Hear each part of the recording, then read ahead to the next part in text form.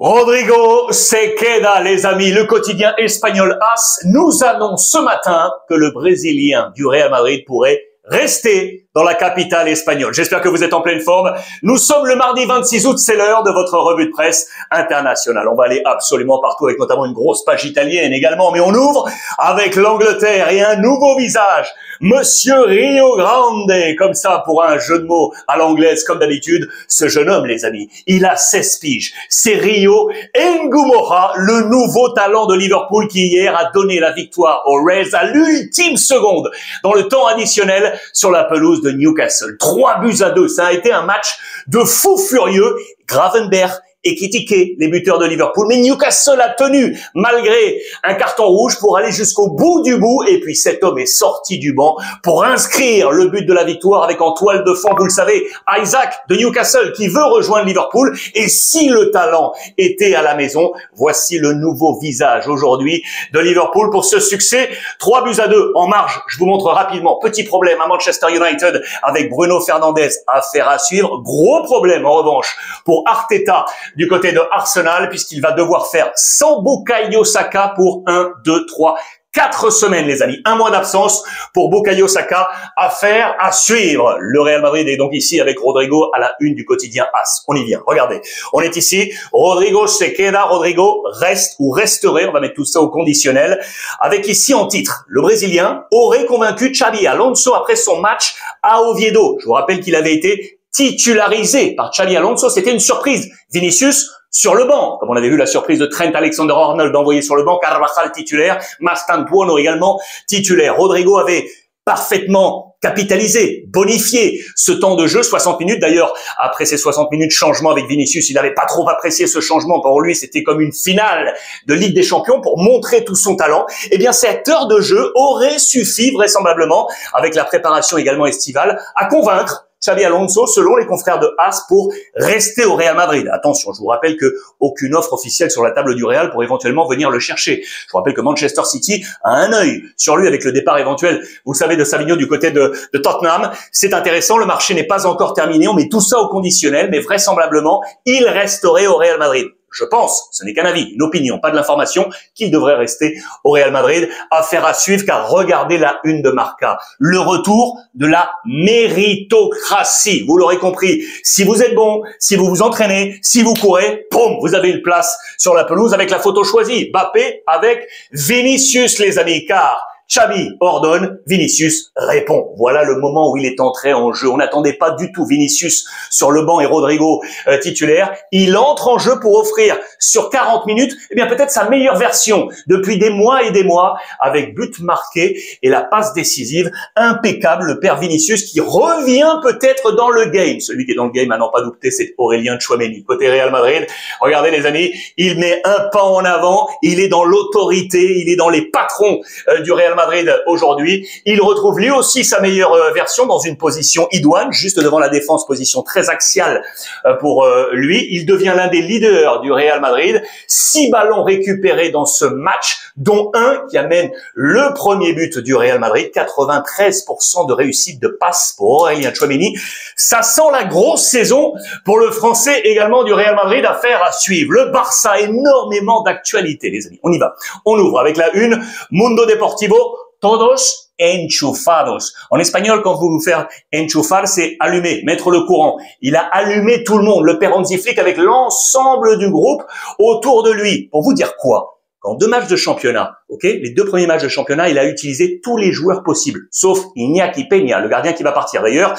Mais les 19 joueurs qu'il avait à dispo, sans compter les non-inscrits, il les a tous, je dis bien tous, utilisés. Ça, c'est très intéressant pour aller sur tous les tableaux. Il y a un vrai changement par rapport à la saison passée. Il y a 3 hommes qui ont absolument tout joué, les 180 minutes possibles. Ils sont là. Joan Garcia, Pedri et Lamine Yamal, les 3 intocables, les 3 intouchables. Mais pour le reste, il y a des choses vraiment très intéressantes avec des messages d'Hansi Flick, la titularisation de Casado qui voulait garder, la titularisation de Fermin dans la bataille avec Olmo, la titularisation d'Eric Garcia en polyvalence avec Jules Koundé pour envoyer des messages, pour mobiliser tout le monde. Il veut tout le monde pour jouer tous les tableaux et notamment la Ligue des Champions. Très intéressant également, si la saison passée, sur les 2 premières journées, il avait orchestré les changements, il avait tout utilisé, hein, les 5 changements sur les 2 premières journées la saison passée, il en a fait de même cette saison, sauf que si l'année passée il avait attendu l'heure de jeu, un créneau habituel pour les changements, cette saison, 45e à la mi-temps, paf, les premiers changements. Il y a vraiment une énergie nouvelle de la part d'Hansi Flick 2.0 pour aller chercher tout. Il veut concentrer tout le monde, vous l'aurez compris. D'ailleurs, les messages ont été entendus. Après la victoire là de ce week-end, il avait laissé 2 jours libres. Lundi, mardi, eh bien des joueurs sont venus s'entraîner avant le retour prévu ce mercredi. Lewandowski, Ferran Torres, Pedri, De Jong, Romeu, Peña, les 2 derniers bien évidemment pour après éventuellement sortir, mais ça montre l'émulation interne du côté du FC Barcelone. D'ailleurs, en parlant d'émulation, là aussi, il a un peu piqué la charnière centrale. Départ d'Inigo Martínez, vous le savez, nouvelle charnière Cubarsí titulaire l'année dernière. Araujo, de retour de blessure. Ils n'ont pas eu les meilleures notes. Vous l'avez vu hier, du coup. Eh bien, Hansi Flick va aller chercher du côté de la cantera des jeunes de 16 à 22 ans. Il y a une dizaine de noms qu'il est en train d'examiner du côté de l'équipe filiale du Barça pour éventuellement donner leur chance à quelques joueurs. Ça peut se passer par là. Attention à Cubarsí et à Inigo Martínez. Là, les amis, il y a une grosse, très grosse affaire. Dani Olmo. Vous le savez que la saison passée, il était arrivé à l'arrache avec ces fameux problèmes d'inscription et de fair play financier. Ce qu'on retrouve une nouvelle fois cette saison. Eh bien, attention. Je dis bien attention, au 1er septembre, là, il pourrait être dans une panade absolue. Au mois de janvier dernier, on va dire que tous les départements administratifs, pour essayer d'être au plus simple possible, avaient accepté que le Barça soit dans la conjugaison de tous les leviers financiers pour pouvoir inscrire Dani Olmo jusqu'au terme de la saison, de la saison passée. Et puis là, on a démarré la journée 1 et journée 2. Pourquoi? Parce que grosso modo, l'administration n'a pas encore relancé les machines, sauf que ça relance la rentrée là fiscale, juridique, judiciaire et autres à partir du 1er septembre. Et donc tout ce qui avait été validé va être remis en cause au 1er septembre. Bien évidemment que ces mêmes audiences peuvent de nouveau valider le schéma passé du FC Barcelone. Mais si ce n'est pas le cas, eh bien Barcelone va devoir retrouver des conditions pour réinscrire Dani Olmo. Vous m'entendez bien? Réinscrire Dani Olmo. Si ce n'est pas le cas, Olmo pourrait se retrouver sans licence et éventuellement attendre le mercato hivernal. Vous m'entendez bien? Mercato hivernal pour soit sortir, soit éventuellement jouer si les conditions fair play sont réunies. Cas très compliqué autour du père Dani Olmo. Il y a des solutions qui apparaissent, vous le savez, avec donc la sortie d'Iñaki Peña, ça y est, qui s'en va du côté de Elche. Retour à la maison pour aller retrouver son copain, le coach Eder Sarabia, qui était avant du côté du Barça comme numéro 2 de Quique Sétienne, et Oriol Romeu, qui devrait également sortir. La sortie de ce dernier va faciliter l'inscription de Chesney. On attend la sortie de Romeu pour inscrire les autres, et notamment Dani Olmo.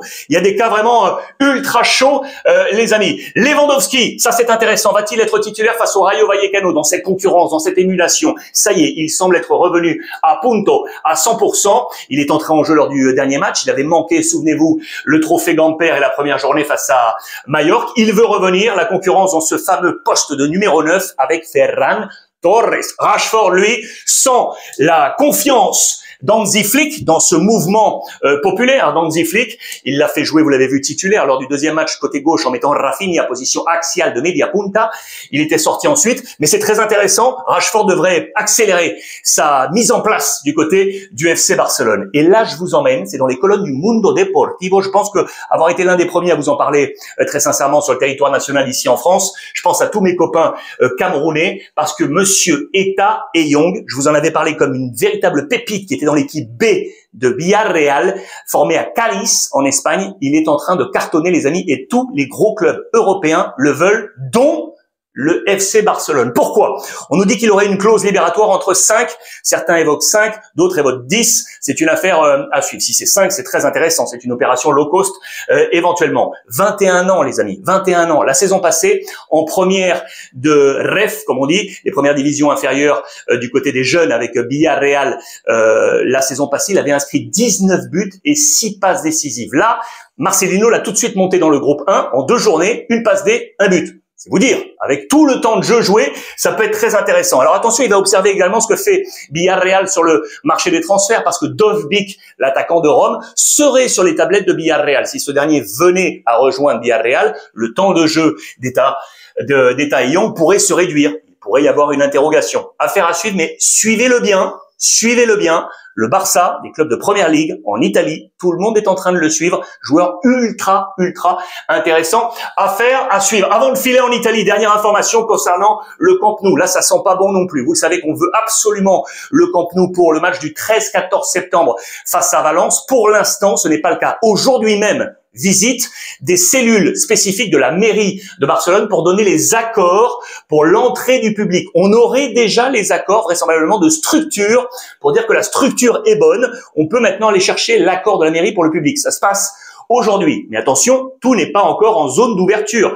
La première zone d'ouverture, si vous entrez par ici avec la tribune principale, c'est tout ce qui est bleu, ce qu'on appelle la tribuna et le goal sud. Ok, goal sud. Sauf que problématique. Je vous le rappelle, là, jeudi, tirage au sort, vous le savez, de la Ligue des Champions. Jeudi également, les clubs qui participent à la Ligue des Champions doivent déposer le nom du stade dans lequel ils évolueront sur toute la première phase, la phase de championnat jusqu'au mois de février. Barcelone veut jouer au Camp Nou. Sauf que si là, jeudi, on n'a pas les hockey, bah, ça sera pas le cas. On devra jouer ailleurs et trouver la solution. D'autant que l'UEFA veut que cette tribune soit ouverte pour les conditions de télévision, notamment. L'option B, vous le savez, c'est éventuellement Montjuïc, où on a joué la saison passée, notamment pour le match face à Valence. Sauf que, à cette même date, il y a un concert au stade et on peut pas le bouger. Donc, pour ce match face à Valence, on ne sait pas quoi faire. Barcelone avait proposé d'inverser le calendrier, de jouer le match aller à Valence. La Liga, pour l'instant, a dit non. Attention, rififi du côté de Barcelone. L'Inter est le premier leader de la Serie A, les amis. Victoire énorme hier, 5-0 face au Torino avec le super duo Thuram, Lautaro Martinez qui est à la une partout. Regardez les autres dossiers forts avec notamment le Napoli, Højlund qui arrive, avec Arder qui était annoncé du côté de Rennes, qui va filer à Milan, et le dossier Vlahovic, et si ce dernier restait finalement du côté de la Juventus de Turin. 5-0, regardez, c'est la grande première pour Chivou, c'est l'Inter Show. Ça a été un véritable carton avec des notes superbes. Le meilleur, eh bien, c'est Thuram qui prend un 8 sur 10. 8 sur 10 également pour Sukic au milieu de terrain. Très intéressant pour les Français. Pavard qui a pris un 6.5. Lautaro a pris un 7.5. Boni, le nouvel attaquant, 7.5. Et Diouf, arrivé de Lens, qui a pris un bon 6. La moins bonne note, elle est pour Mkhitaryan qui a pris un 6. Mais globalement, l'Inter, vous vous en doutez, a été très bon. J'adore cette photo, je voulais vous le montrer, avec ce duo qui fonctionne bien avec le capitaine. Mais regardez, pour vous montrer que la famille Thuram était présente avec le papa Lilian Thuram et le frangin Kefren, le joueur de la Juve, qui était là également. Le salut à la famille, très intéressant. L'Inter est donc leader, à la différence devant le Napoli. Position de l'AC Milan, ici, 15e place pour l'instant, les amis, après la défaite lors de la première journée, vous le savez, et donc on s'active sur le marché des transferts. Arder, qui était à la lutte, vous savez, avec Rennes, qu'on nous avait annoncé, eh bien, Milan aurait trouvé, ça y est, tous les accords. On parle de 27 millions, un contrat de 5 ans à 1,5 pour Arder en provenance du Sporting Portugal. Et du coup, la presse portugaise, regardez, nous annonce, je vous l'avais annoncé la semaine dernière, le nom de son possible successeur, Ioannidis, en provenance du Panathinaikos pour le Sporting. Højlund, lui, va donc rejoindre le Napoli. Il était en balance avec l'AC Milan, vous le savez, mais il ne voulait pas de prêt, il voulait être transféré. On a là trouvé les accords avec Manchester United, où il n'a plus de place, avec notamment une obligation de rachat en fonction du poste la saison prochaine du Napoli pour aller être en accessite Ligue des Champions. Voilà comment se proposerait derrière cette attaque. Je vous rappelle que Luka jouait l'absence, bien évidemment, du père Lukaku. Voilà pourquoi on a également activé du côté du marché des transferts du Napoli. Juste devant, Guissa, De Bruyne, McTominay et Politano. Elmas doit revenir. Lui qui était parti du côté de Leipzig, il veut qu'une chose, c'est revenir au Napoli. Si cela ne se passe pas, le plan B est ici avec Brescianini de l'Atalanta Bergame. Là aussi, affaire à suivre. Et si Vlahovic restait à la Juve, les amis. C'est ce qu'on est en train de se dire dans les différentes colonnes et notamment du côté de la Gazzetta dello Sport. Regardez, il a marqué lors de la première journée, donc on se dit, pourquoi pas. Igor Tudor, le coach, avait envie de le garder au tout début à son arrivée, et puis ça avait changé d'avis, et puis affaire à suivre. Hein. Iglitare, qui est là, vous le savez, le directeur sportif de l'AC Milan, pourrait lui imaginer, regardez ça, c'est à la une de Tuttosport, une sorte de troc. Allez, c'est les makers de Milan filera à la Juve et Vlahovic dans le sens inverse. Dites-moi ce que vous en pensez. Est-ce que Vlahovic doit rester à la Juve ou est-ce que cette idée peut être intéressante avec l'AC Milan? Dites-moi ce que vous en pensez. Gasperini a réussi sa première, vous le savez, avec l'AS Rome. On est en marche avec de l'agressivité, de l'impact. Tout le monde vers l'avant. C'est vraiment la consigne lancée par Gasperini. Regardez les mouvements. Et puis on a ciblé ici la position de Koné qu'on adore. Il en a fait son Ederson. Regardez, Ederson qu'il avait sous les ordres à l'Atalanta Bergame, qui était vraiment un impact player au milieu de terrain. Eh bien, il est en train de faire de Koné son nouvel Ederson. Ederson à l'Atalanta où ça se passe un peu moins bien pour Juric, le successeur de Gasperini. Bon, on est en phase de rodage. C'est comme ça qu'on veut le voir. Et attention, du coup, dans les derniers jours du mercato, assaut sur Moussa de l'AC Milan, les amis, qui pourrait être intéressé pour filer à l'Atalanta Bergame. Et puis, je termine avec une dernière info qui est moins réjouissante. Je l'adore, c'est Monsieur Ciro Immobile qui est revenu, vous le savez, en Italie et du côté de Bologne après son escale en Turquie. Grosse blessure, vous le voyez au niveau de la cuisse droite. C'est ici 2 mois d'absence prévus pour lui. Place maintenant du coup à la jeunesse puisque c'est Santiago Castro, 20 ans, qui devrait porter notamment l'attaque de Bologne dans les prochaines semaines, à moins que sur le mercato, on agisse encore au dernier moment. Voilà les amis pour ce point complet. Aujourd'hui, dites-moi ce que vous en pensez, notamment sur l'affaire Rodrigo et tous les points Barça. J'attends vraiment tous vos éléments d'information et vos commentaires sur l'ensemble des plateformes. En attendant, bon après-midi à vous tous et profitez des vôtres.